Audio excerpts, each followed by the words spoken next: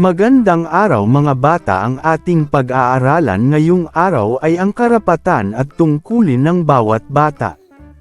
Para sa ating kasanayang pampagkatuto, na ipaliliwanag ang karapatan at tungkulin ng bawat bata. Ano ang karapatan?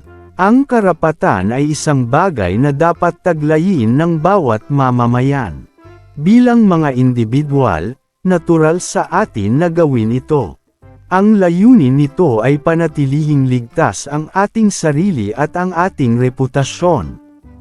Ito ay nakikita bilang isang moral na kapangyarihan na taglay ng isang tao sa buong buhay niya. Ang tungkulin. Ang tungkulin ay tumutukoy sa mga responsibilidad o gawain na inaasahan mula sa isang tao sa kanyang sarili, pamilya, komunidad, o lipunan.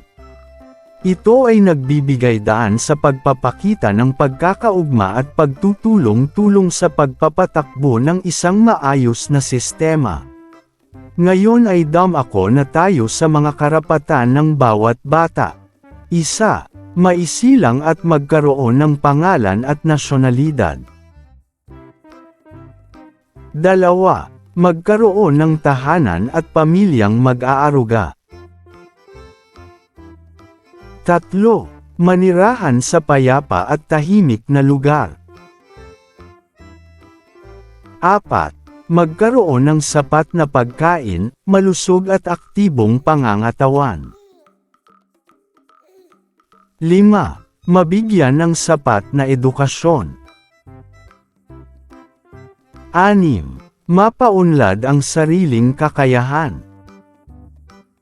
7. Mabigyan ng pagkakataong makapaglaro at makapaglibang. 8. Mabigyan ng proteksyon laban sa pang-aabuso, panganib at karahasan. 9. Maipangtanggol at matulungan ng pamahalaan. 10. Makapagpahayag ng sariling pananaw. Ngayon naman ay dumako na tayo sa mga tungkulin ng mga bata. 1. Mahalin ang aking pamilya at igalang ang aking mga magulang. 2. Ingatan at itago ng maayos ang aking mga laruan. 3. Maging responsable sa aking isip, salita at gawa. 4. Gamitin ng lubos ang aking talino at galing sa mabuting paraan. 5. Mag-aral ng mabuti. Pumasok sa tamang oras at gumawa ng mga takdang aralin.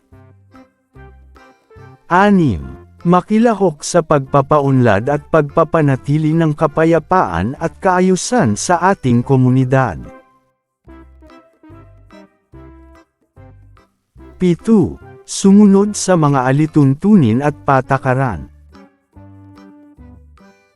8. Maging mamamayang masunurin sa batas. Maraming salamat sa iyong panunood at pakikinig. Nawa ay may natutunan kayo ngayong araw. Mag-like, comment at subscribe na para sa mas marami pang educational content.